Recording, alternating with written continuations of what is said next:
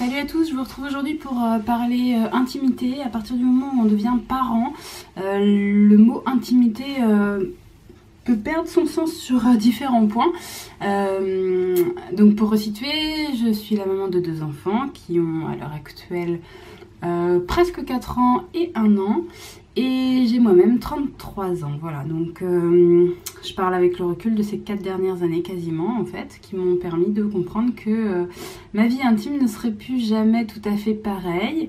Alors je pense qu'on s'en rend compte si vous êtes déjà enceinte, je pense qu'on s'en rend compte dès la grossesse, hein, qu'il y a des choses qui changent. Mais là je vais juste vous aborder 3 points sur lesquels il me semble que de toute façon dans à peu près toutes les familles on retrouve des évolutions après être devenu parent. Premier point, aller aux toilettes avec son bébé, c'est assez possible si c'est un bébé qu'on arrive à poser. Si c'est un bébé qui est très pot de colle, beaucoup dans les bras, que vous avez tendance à beaucoup porter en écharpe, eh bien vous avez une certaine continuité de la grossesse, c'est-à-dire que quand bébé était dans votre ventre, quand vous étiez maman, je parle pour les mamans, vous alliez aux toilettes avec votre bébé forcément puisqu'il était dans votre ventre, eh bien c'est un peu différent pour vous une fois qu'il est dehors, mais pour lui ça lui change pas grand-chose. S'il est dans l'écharpe, bien voilà, ça lui change pas grand chose, il s'en fiche, vous allez aux toilettes et juste vous, peut-être que si vous étiez assez pudique et puis pas trop du genre à laisser la porte ouverte pour parler en même temps, du coup ça peut peut-être vous faire bizarre et faire un grand pas. Pour moi c'était pas le cas parce que c'est vrai que nous en fait à la maison on laisse la porte ouverte facilement si on est en train de discuter, on ne coupe pas la conversation parce que l'un d'entre nous va aux toilettes. Quand il y a du monde, des invités ou quoi, on ferme, mais juste quand il y a mon conjoint et moi, on laisse ouvert. Donc aller avec nos bébés, ça nous paralysait pas trop, ça nous dérangeait pas trop. Après, c'est question logistique. S'il est en écharpe, ça gêne pas trop. S'il est au bras, des fois, ça peut être un peu embêtant pour se rhabiller, etc., faire tout en une main. Mais bon, avec un bébé, on apprend à faire de toute façon un peu du bidouillage.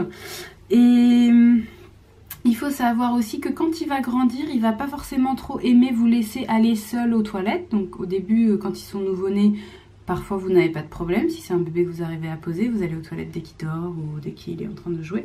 Par contre, si jamais c'est un enfant qui est... Oh là, j'avais démarré un truc et puis c'est rendu où alors? Moi, je sais pas. Si jamais c'est un enfant qui est... pardon, j'ai mis exceptionnellement un timer pour savoir combien de temps je parle. C'est la première fois que je fais ça. Et mon timer, je crois que c'est arrêté. Donc je suis pas sûre que je vais savoir trop où j'en suis. Je sais pas pourquoi ça s'est arrêté, ça s'est mis en veille. Bon, bref. Quand votre enfant aura vers les 8 mois à peu près, qu'il aura acquis un peu de motricité, qu'il sera en train de démarrer quelque chose de l'ordre de l'angoisse de la séparation, enfin en tout cas... qu'il aimera bien vous avoir dans son visuel. À ce moment-là, ce sera peut-être plus compliqué pour vous d'aller aux toilettes sans lui et d'aller aux toilettes tout court. Ça dépend. Moi, je trouve que ça va, que c'est faisable, mais je sais qu'il y a des parents que ça peut gêner. Dans le sens où, vu qu'il est moteur, il reste pas juste dans vos bras. Parfois, ils veulent descendre, regarder ce qu'il y a. Et qu'est-ce qu'il y a dans des toilettes? Eh bien, il y a une brosse à toilette, il y a du papier toilette qui est sympa à dérouler. Enfin, voilà. Il y a des choses qui nous plaisent pas trop, voilà, qu'on n'a pas forcément envie de laisser manipuler. Et donc, ça peut être gênant. Nous, c'est pas compliqué. En fait, la configuration fait que c'est derrière. Et donc, je bloque pour pas qu'il puisse passer, et pour l'instant j'ai réussi à l'empêcher de passer. Il y a des petites astuces, emmener un petit jouet pour qu'il puisse, pour pouvoir détourner son attention dans les toilettes, ou des fois juste quand il est sur mes genoux, bah, il est content, il regarde ce qui se passe, il est content. Donc là il a à l'heure actuelle 1 an, hein. Je parle pour mon dernier parce que mon plus grand, du coup Enzo, qui a 4 ans, lui n'a plus besoin de m'accompagner aux toilettes, mais je dis ça, ça va dépendre hein, quand même des configurations. Imaginons qu'on aille, et d'ailleurs moi-même, hein, ça va dépendre, je vais pas forcément avoir envie de le laisser en dehors des toilettes, et je pense que c'est pareil pour tous les parents. Vous allez dans un endroit où vous maîtrisez pas l'environnement, je sais pas, un lieu public ou quoi, vous allez aux toilettes, vous allez avec votre enfant, vous allez pas le laisser devant la porte, hein, parce que vous savez pas ce qui peut lui arriver, vous pouvez pas intervenir s'il a un problème, donc la plupart du temps vous le prenez aux toilettes avec vous si personne d'autre peut le surveiller. Donc oui, quand vous êtes parent de plusieurs enfants, vous pouvez être amené à aller aux toilettes avec tous vos enfants, hein. Ça c'est tout à fait courant, je pense. Si un parent est solo quelque part avec ses enfants et qu'il ne peut pas les laisser à l'extérieur des toilettes sans surveillance, eh ben on les emmène avec nous. Voilà, donc à la maison, Enzo, il n'y a pas de souci. Mon grand, lui, il peut me laisser aller aux toilettes et comprendre que je préfère fermer la porte si j'en ai envie. Mais mon petit n'est pas encore dans ça. Donc, sachez-le, le toilette devient un lieu voilà, comme n'importe quelle pièce de la maison. Votre enfant ne voit pas pourquoi il n'irait pas avec vous. Et d'ailleurs, je trouve que c'est important de l'y emmener parce que ça va aider, notamment avec le processus d'imitation, quand il cherche à faire tout comme vous, ça va aider à... Alors, est-ce que ça marche mon timer? Rien du tout. Ah, ou alors si, ça marche. Bon. Ça va aider à ce qu'il apprenne lui-même à être propre, parce qu'un jour, à force de vous avoir vu vous asseoir, faire votre petit pipi sur le pot, eh bien, il va avoir envie lui aussi de s'asseoir, faire son petit pipi sur le pot.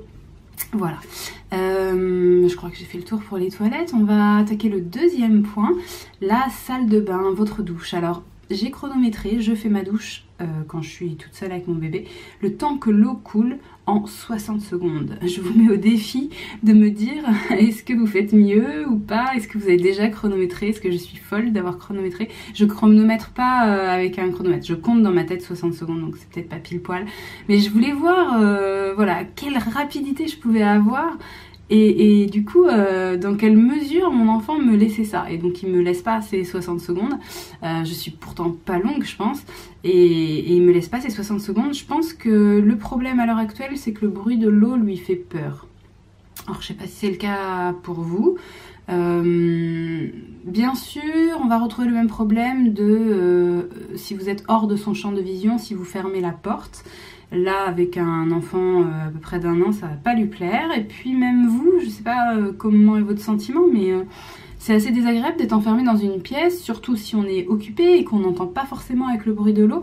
C'est assez désagréable de pas forcément savoir ce que son enfant est en train de faire. Donc moi j'aime bien laisser la porte ouverte. Après j'ai l'avantage d'avoir une baignoire. Si vous avez uniquement un bac de douche, et notamment un bac de douche avec un rideau par exemple, alors là c'est sûr votre enfant il va vraiment tout faire pour rentrer avec vous et ça va être compliqué de l'en empêcher. Bon, maintenant la plupart des bacs de douche c'est vitré, donc ça peut peut-être le faire, mais quand vous allez ouvrir, faut réussir à sortir vite et refermer avant que l'enfant ne grimpe dedans, puisque sinon il sera tout mouillé. Donc voilà, c'est de la technique. Ah, waouh, d'accord. Ah, je sais pas si c'est bon plan de mettre un timer, hein, la vache. Ah bah waouh. Ok, je vais finir sans timer. C'est la première fois que je fais ça. Je crois que je recommencerai pas. Voilà, donc je voulais juste vous alerter sur la configuration de votre salle de bain et sur le fait que peut-être c'est pas forcément toujours aussi simple de se laver avec un petit. Pareil, une fois qu'il grandit, ça va beaucoup mieux. Les astuces, donc avoir une baignoire. Ça, si vous pouvez être quelque part où il y a une baignoire, c'est mieux. Si vous avez un choix à faire, si vous êtes en train de construire votre maison et que vous devez choisir, la baignoire, il y a plusieurs avantages et ça, c'en est un aussi. L'enfant ne va pas escalader pour venir avec vous. Laisser la porte ouverte, du coup, prendre sa douche si c'est possible à un moment où le papa est là ou une tierce personne, parce que là du coup vous pouvez prendre votre douche en toute sécurité. J'ai des mamans des fois qui me disaient qu'elles préféraient prendre leur douche le soir au lieu du matin. Voilà, et puis après si jamais vous avez des points clés dans la semaine, il faut un peu vous organiser, genre vous savez que vous avez un shampoing à faire tel jour et que ça va vous prendre plus de temps. À moins que vous soyez capable de faire complètement abstraction d'un bébé qui est posé à côté de vous et qui hurle pendant tout le temps, ce qui n'est pas très agréable, et bien du coup c'est vrai que c'est plus confortable quand on s'est organisé en amont, c'est pour ça que je vous dis ça. Maintenant voilà, avec un nouveau-né, c'est pas tellement le cas, avec un enfant un peu plus grand ça va l'être plus. Alors soit vous le faites avant qu'il se réveille, il y a des mamans qui arrivent à faire ça, nous c'est pas possible, parce que moi si je me lève, Jonas en tant que je me lève il est réveillé aussitôt. Voilà, donc soit vous le faites pendant qu'il dort, soit vous le faites pendant que quelqu'un le surveille, à ce moment-là vous êtes plus zen. Et sinon si c'est pas le cas, si vous avez des points clés, vous pouvez, par exemple si vous aimez vraiment prendre votre douche le matin, moi ce qui est mon cas, mais que vous avez quand même besoin de faire des shampoings et que c'est pas possible que le papa reste suffisamment longtemps parce que voilà, au moment où vous vous levez, lui il part, etc. Vous pouvez toujours peut-être faire un petit shampoing le soir à un moment où il peut vous garder les enfants 10 minutes, un quart d'heure, ce qui n'empêche pas de continuer vos douches du matin ou bon voilà, si c'est pour vous épiler, enfin je sais pas, des trucs de filles quoi, si c'est pour des choses comme ça qui prennent plus de temps, peut-être que ça peut être fait à des moments dans la semaine que vous ciblez parce que c'est plus pratique, parce que voilà, je reste dans la salle de bain pendant un quart d'heure, 20 minutes le matin parce que j'ai 1 milliard de choses à faire. Avec un enfant, ça va être compliqué. Ou alors, il faut qu'il supporte le bruit de l'eau, qu'il supporte que vous soyez occupé à autre chose, que vous soyez pas en interaction avec lui pendant suffisamment longtemps, ou alors il faut fractionner, vous faites un petit quelque chose, hop, vous jouez avec lui, vous faites un petit quelque chose, hop, vous jouez avec lui, mais de toute façon c'est un fonctionnement différent quoi, parce que rares sont les enfants d'1 an qui vont vous laisser 20 minutes faire un truc sans jamais vous solliciter pour quoi que ce soit. La sollicitation peut être variable en fonction des enfants, en fonction des jours, mais elle sera à mon avis là de toute façon. Et dernier point, 3e point, je termine par ça, votre sexualité. Donc l'idée n'est pas de parler de la mienne dans cette vidéo, c'est pas le but, ça n'a aucun intérêt, mais juste de manière générale, je voulais vous dire que la présence d'un enfant change des choses.